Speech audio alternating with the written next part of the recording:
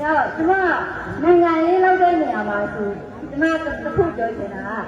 人家人老在里来，人家人老在里来的那个，人家人刚刚有个不必要。其他干什么？人家人知道，听说都不讲过什么。人家人都把账目录，把音乐在账目录。其他干什么钱呢？龙王没路没呀的，听说都出去了，哎，那还搞来说。လူတိုင်းဟာနိုင်ငံရေးသမားတွေနိုင်ငံရေးလုပ်တဲ့လူတိုင်းဟာတော့ပြောကြမှာပဲရည်ရွယ်ထားကြမှာပဲပြည်သူလူထု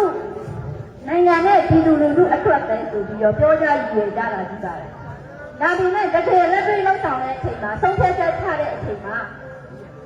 နိုင်ငံနဲ့ပြည်သူလူထုထိခိုက်နေတာဆိုတဲ့ဆုံးဖြတ်ချက်ကိုလုပ်ရမျိုးတွေ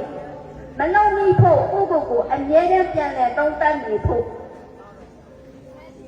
ဒီထိန်ခုတ်ကအရင်ကြီးပါတယ်။ဒါကြောင့်မို့ကျွန်မကအခု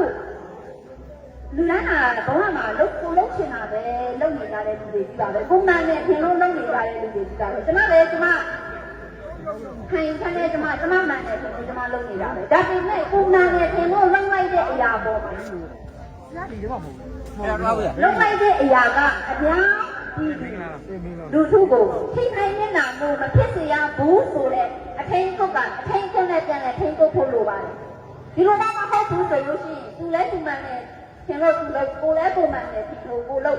ဒါတာမန်ပြည်သူတွေကြောင့်ဆိုရင်ပြဿနာကြီးကြီးမားမားမရှိနေနဲ့နိုင်ငံရေးလုပ်နေတဲ့လူတွေနိုင်ငံရေးကောင်းဆောင်တွေကအဲ့ဒီအထင်ကုတ်မဲ့လို့ရှိရင်ထိခိုက်နေတာရမှာကပြည်သူလူထုနဲ့နိုင်ငံတော်ဖြစ်ပါလားနိုင်ငံရေးလောက်တာနဲ့စီးပွားရေးလောက်တာပုဂ္ဂလိကစီးပွားရေးလောက်တာမတူပါဘူးကိုယ်ပိုင်စီးပွားရေးလောက်တာပုဂ္ဂလိကစီးပွားရေးလောက်တာကသုံးချုံထိခိုက်နေတာဖြစ်ရင်ကိုယ့်ရဲ့တမိသားစုကိုယ့်ရဲ့ကုမ္ပဏီတစ်ခုကိုယ့်ရဲ့အဖွဲ့အစည်းတစ်ခုပဲထိခိုက်နေတာမှာဖြစ်ပါတယ်နိုင်ငံရေးလောက်တဲ့လူတွေနိုင်ငံရေးတောင်းတောင်းတွေသုံးဖြတ်ချက်တစ်ခုအမှားလက်ထက်မိရင်ခံစားထိခိုက်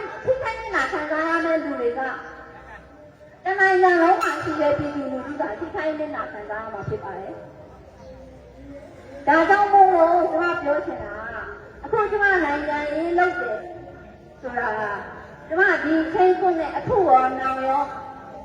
ပြည်သူလူထုနိုင်ငံတော်နဲ့ပြည်သူလူထုအပေါ်ထိခိုက်နေတာမျိုးဖြစ်စီနဲ့လုပ်ရမျိုးဆုံးဖြတ်ချက်မျိုးဘယ်တော့မှမလုပ်ပါဘူးလို့ကျွန်မဒီခုပြည်သူလူထုရှိမှကျွန်မတန်လေးခံကြည့်ပါတယ်